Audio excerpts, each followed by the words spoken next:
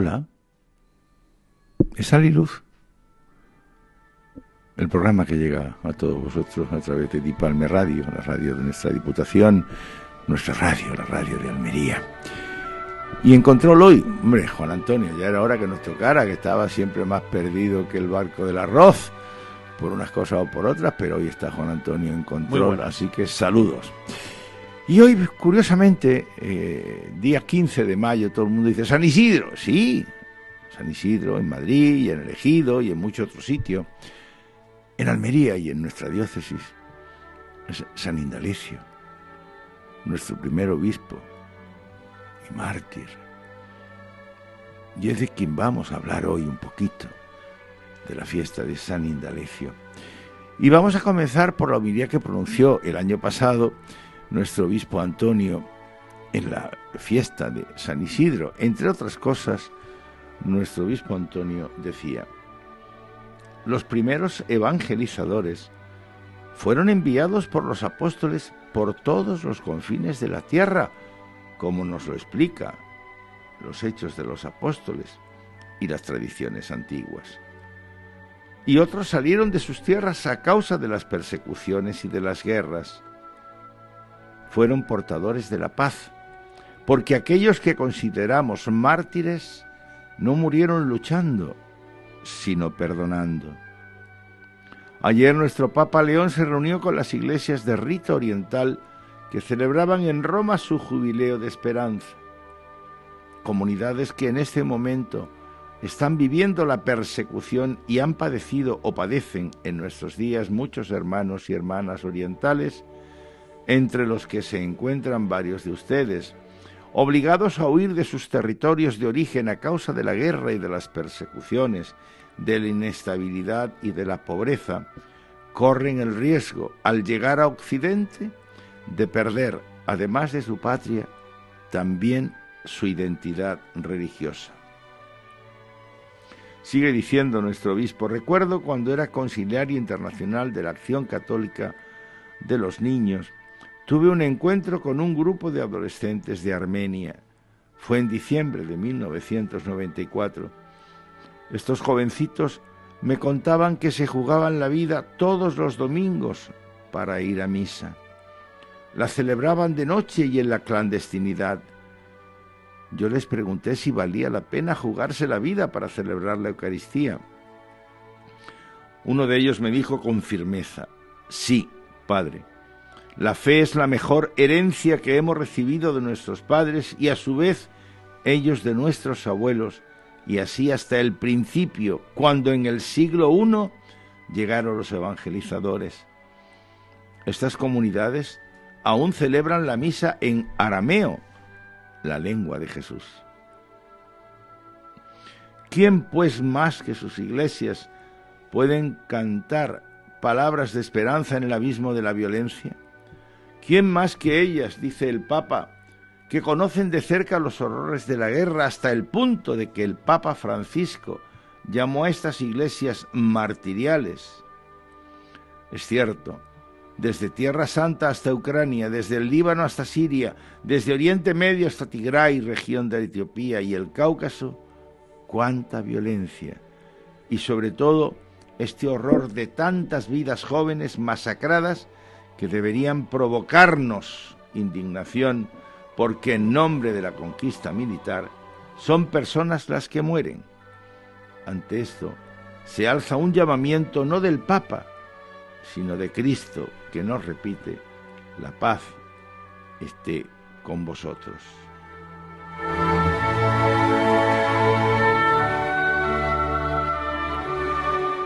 La paz no es el silencio de los cementerios. Los pueblos quieren la paz y yo, con el corazón en la mano, decía nuestro Papa León, digo a los responsables de los pueblos: encontremos, dialoguemos, negociemos.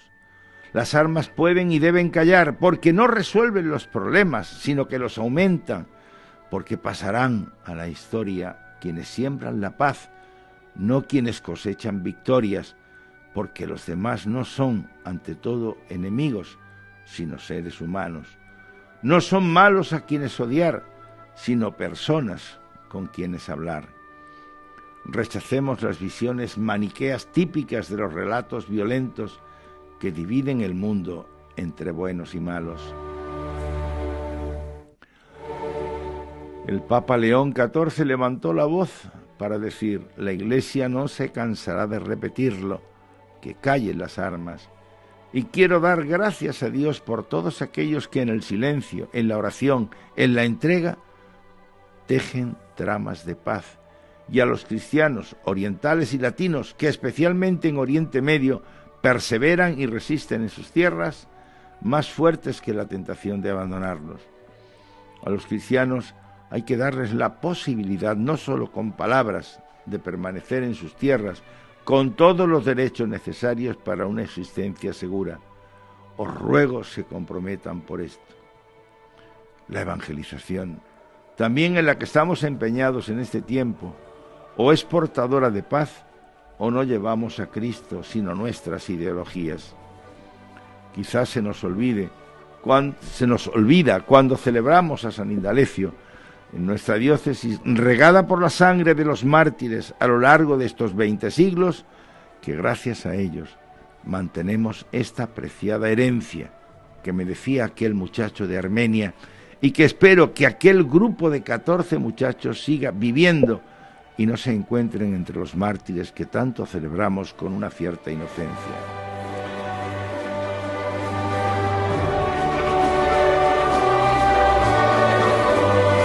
Ya. 15 de mayo de 2025, Antonio Gómez Cantero.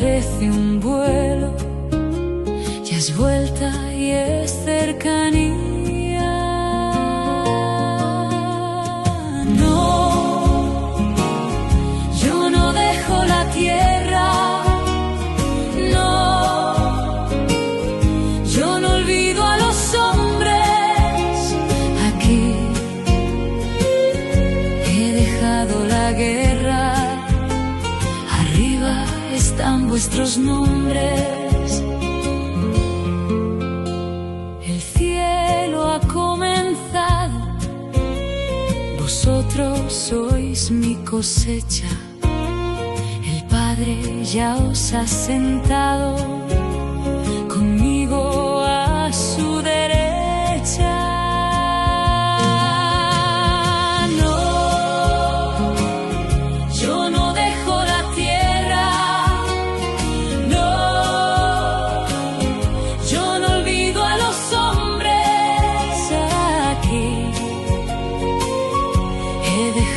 La guerra, arriba están vuestros nombres.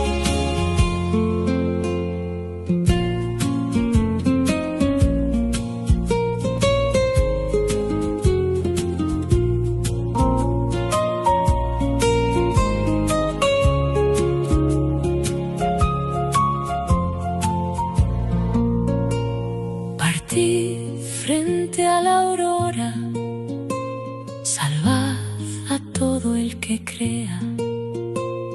Vosotros marcáis mi hora, comienza esa vuestra tarea.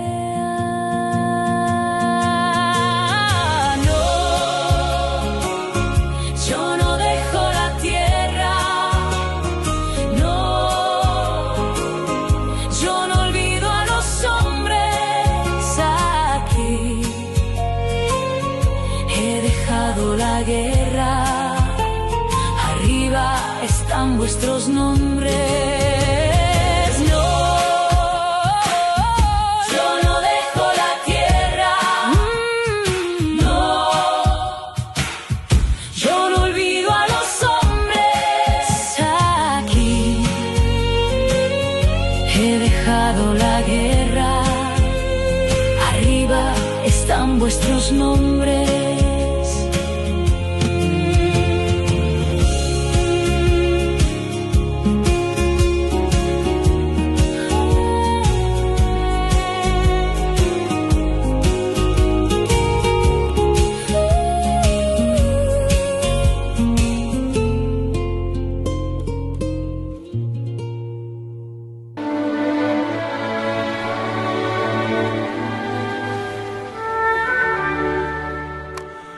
Bueno, y estamos hablando de San Indalecio, nos desplazamos ahora hasta nuestra iglesia madre, que es la Santa y Apostólica Iglesia Catedral, para hablar precisamente con su deán, amigo, hermano en el ministerio, don Juan José Martín Campos. Como sabe, yo nunca digo compañero, parece que estamos en el sindicato, no, a mí eso no, hermano, sí, hermano.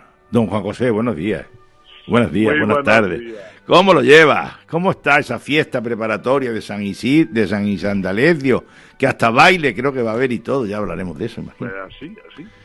La verdad es que muy bien. Cuando se acerca el 15 de mayo, pues Almería, desde que llegaron las reliquias del santo, que costaron mucho trabajo, que volvió a San Indalecio, a esta ciudad, pero se celebran las fiestas en torno a la catedral siempre. Celebramos al primer obispo y fundador de esta iglesia, y es un motivo de alegría. No con toda la euforia que en otros lugares se celebran los santos y los patronos, pero bueno, nosotros intentamos darle todo lo que podemos y bueno, trabajar al respecto. ¿Qué decir de nuestro primer obispo? ¿Qué noticias que hay? ¿Qué podemos saber de Indalecio? La tradición firme ya la tenemos con unos laudes regios que tenemos en el siglo VII en Francia. A partir de entonces empieza a celebrarse la fiesta de los 7 varones apostólicos de la Hispania romana. La realidad, ¿cuál es? Que el cristianismo llega a Almería en la primera hora. En la Ursi pagana, por Pechina, el mar llegaba hasta allí, y tenemos una iglesia que va creciendo, y desde aquí, desde la costa por la que naturalmente entraron los que vinieron desde Roma trayendo el Evangelio, como ocurrió en todo el Mediterráneo, desde aquí se adentra hacia la zona de toda la Bética por la entrada natural que supone el río Andarás, el río Nacimiento, toda la hoya de Guadix, y a partir de ahí se lanza hasta Jaén, hasta Granada. Es la entrada natural que los pueblos utilizaban, las veredas de los ríos, lo normal. Los millares, el Algar, todas esas subidas de los ríos es la entrada natural de los pueblos. Pues aparece el cristianismo en el siglo I. ¿Qué datos son los más sorprendentes? Tenemos en el concilio de Elvira, que es el primer concilio del que tenemos acta levantada, ya firman presbíteros, obispos de estas comunidades. Firma Emérito de Baria, firma Pedro de Abdera, firma Cantonio de Ursi.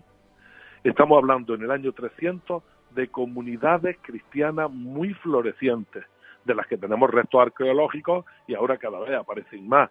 Ahora se ha descubierto en el Cabezo María, en toda la zona de Baria, de toda la zona de Vera, se ha descubierto una iglesia de la época de Teodosio, que están, gracias a Dios, investigando arqueológicamente en todo el Cabezo María. Estamos hablando de una comunidad cristiana muy floreciente. Y así tenemos durante todo el periodo visigótico los obispos de Almería, de Ursi, firman en los concilios toledanos en un número muy, muy, muy alto. Los concilios los firman los que tienen más preeminencia o más antigüedad en su iglesia. Son los primeros que firman. Y así, como Almería lo mismo estaba en la Bética que lo pasaban a la tarraconense, pues resulta que cuando estamos en los concilios toledanos, Almería firma de los primeros. Eso quiere decir que reconocen en esa iglesia visigótica que la sede de Almería es una sede muy antigua. La más antigua es Guadix, Acci. Pues esa realidad histórica coincide con toda la tradición de los varones apostólicos. Es verdad que los nombres, si fueron Indalecio, o Torcuato, o Segundo, Tesifón, bueno, pues es la tradición. No tenemos datos históricos de la llegada, no se levantó acta del primer anuncio del Evangelio, pero se llamasen con esos nombres que la tradición de los varones apostólicos nos trae desde el siglo VII, o se llamasen de otra manera, el hecho es que el primer obispo y fundador de Almería fue en la era apostólica, fue en los años 60, y esa iglesia floreció en esta tierra. Y la tradición nos dice que fue el nombre de Indalecio el que sembró la fe cristiana en la Urci pagana. Han nombrado, eran 7, según la tradición, 7 varones apostólicos. Han nombrado a Indalecio, han nombrado a Torcuato, han nombrado a Segundo y a Tesifón. Efectivamente. A Cecilio, Esiquio. Cecilio Granada, Tesifón que estaba en Berja, en la actual Berja. Nosotros heredamos 3 sedes apostólicas. La de Berja, que parece ser que estuvo en Abdera al principio, porque las iglesias se movían, no era como ahora que tenemos nuestras sedes catedralicias y nuestro obispado. En la primitiva comunidad se movía la comunidad, se movía el obispo y se movía la comunidad con cierta fragilidad, tenían que huir porque en las persecuciones, toda la situación en la que estaba el cristianismo, hacía que no estuviese afincada en un lugar concreto, no teníamos iglesia. Piensen que hasta el año 313, en que se firma el edicto de Milán por Constantino el Grande, los cristianos eran perseguidos. La última gran persecución fue la de Diocleciano en el año 311. Entonces, la iglesia se movía. Entonces, tenemos a San Tesifón en Berja, tenemos a San Segundo en Abla, tenemos a San Indalecio en Urci, en Pechina. Y luego ya Guadix es la que tiene la preeminencia, porque parece ser, según esta tradición, y los datos históricos así lo corroboran, que la sede de Guadix tenía al principal evangelizador. Y por eso una sede tan pequeña no se ha hecho desaparecer nunca en la historia y sigue siendo, se disputa con la tarraconense, ser la más antigua de España. Y Torcuato en Guadix parece ser que fue el jefe, el cabeza de aquellos varones apostólicos y el que distribuyó el trabajo de aquellos hombres intrépidos que venían a anunciar el Evangelio. ¿Cómo hemos podido tener acceso a la documentación de todo esto? ¿Qué documentos se cuentan? Hay muchos estudios sobre todo esto. Uno de los que tenemos más cerca, el padre Tapia, tenemos la historia de Orbaneja de 1600, y tenemos uno de los recientes que se han trabajado mucho todos estos temas, ha sido don Juan López Martín, el que fuera archivero, y tiene un aparato crítico abundante, recogiendo la tradición y recogiendo todos los datos que hay de la etapa visigótica sobre el episcopologio de Almería. Y entonces nos da muchas fuentes, porque claro, hay que ir a muchos lugares para encontrarse con los datos que tenemos de aquella época. El interés por la historia que nosotros tenemos no es el que ha habido siempre a lo largo de los siglos, y nadie levantó acta de la evolución de los episcopados, cómo iba creciendo la Iglesia.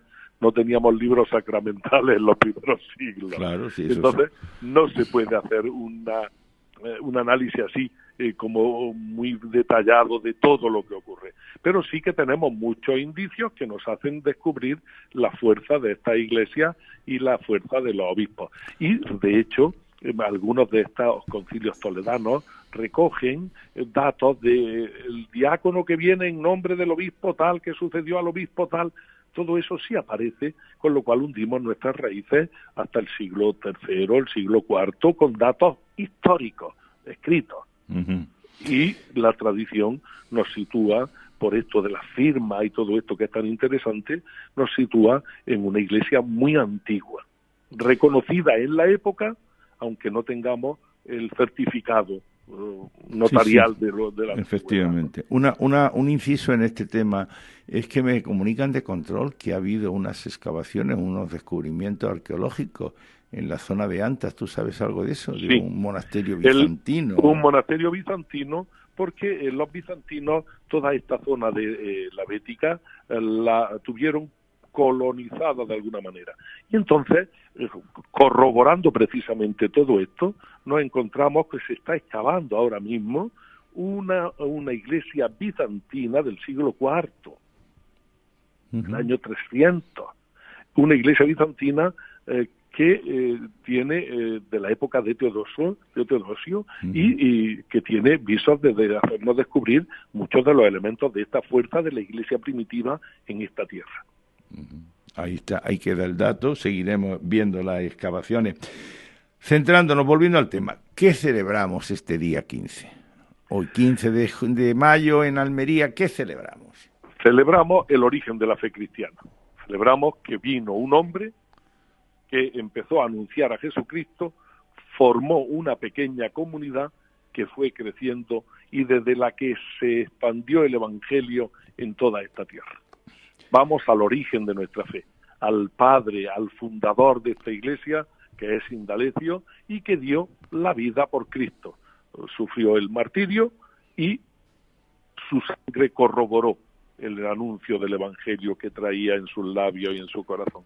Y la comunidad cristiana de Almería veneró desde los primeros momentos a aquel primer fundador, obispo, que presidió esta iglesia.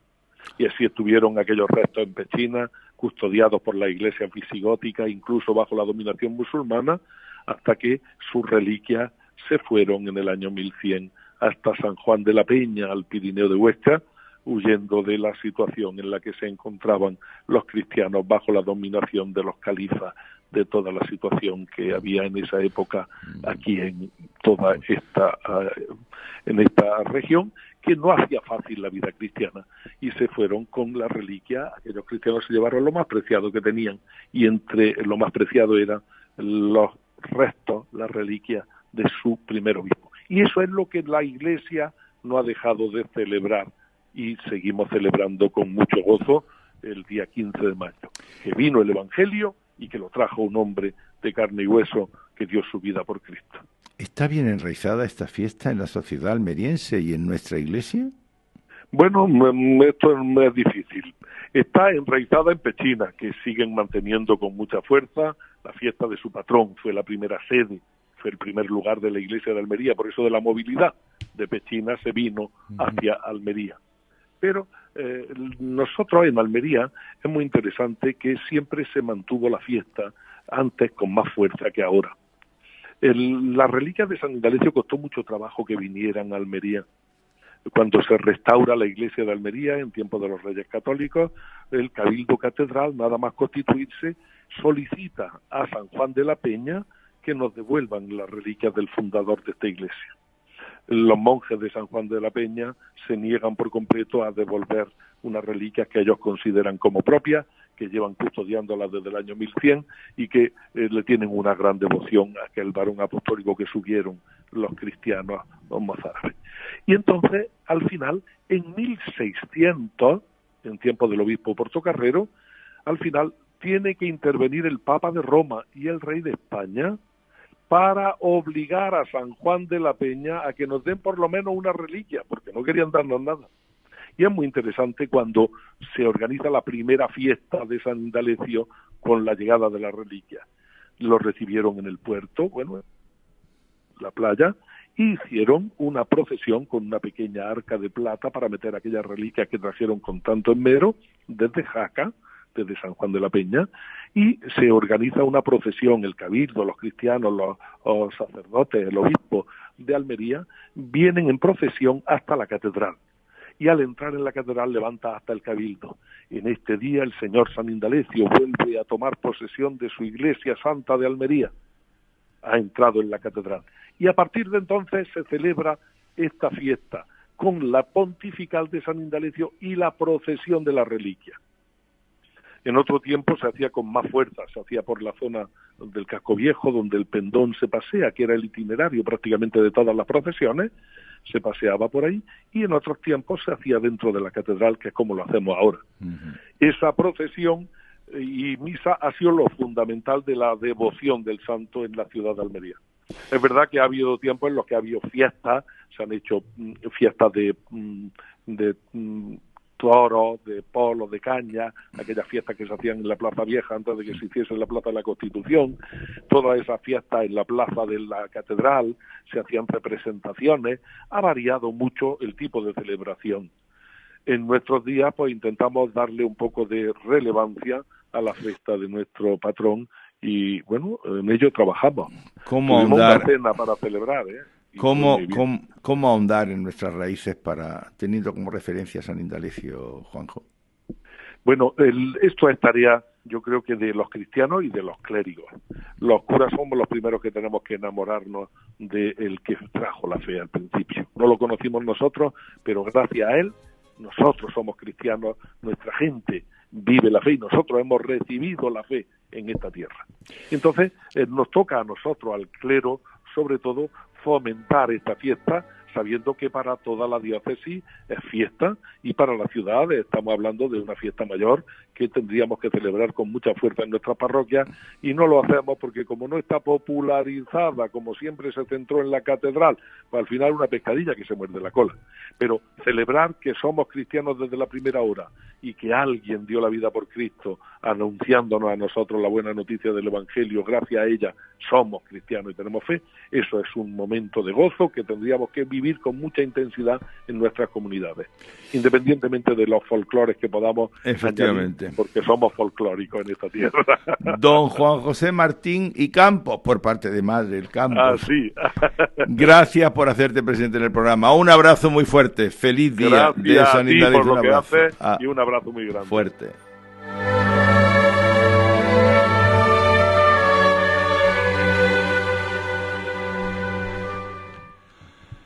Bueno, pues llegamos casi al final de nuestro programa, nos hemos comido el tiempo, como siempre, las entrevistas se prolongan más de lo que uno puede. Pero bueno, tenemos que este fin de semana celebramos la Ascensión del Señor. Ya está la Ascensión. Ese que era un jueves que lucía más que el sol, ahora es domingo desde hace muchos años, pero la gente todavía sigue con esa. Si no se va, no puede estar para siempre con nosotros. ¿Cómo se explica eso? Hombre, nosotros no podemos estar en varios lugares al mismo tiempo, pero Dios sí puede. Sabemos que Dios está en todas partes siempre. Su amor y su bondad nunca nos abandonan. Él creó todo y lo mantiene y lo conserva. Jesús vuelve junto al Padre para poder estar siempre con nosotros. Ya no estará físicamente, pero enviará su Espíritu a sus discípulos. El mismo Espíritu que lo movió a Él a decir lo que dijo y a hacer lo que hizo. Ya no es Él a quien vemos, pero vemos a sus discípulos y nos deja con su bendición y con su Espíritu para que lo den a conocer a todos, como hizo nuestro patrón San Indalecio. Ahora nos toca a nosotros estar muy cerca de Dios por la palabra, por la oración y el amor, dejando que su Espíritu esté en nosotros para estar cerca de nuestros hermanos como estaba Jesús cuando vivía en la tierra. Es nuestra misión comunicar y compartir con todos esta gran alegría. Amigos, hasta aquí ha llegado nuestro próximo programa. El próximo fin de semana tenemos Pentecostés, la gran fiesta de la Iglesia. Saludos, hasta el próximo día.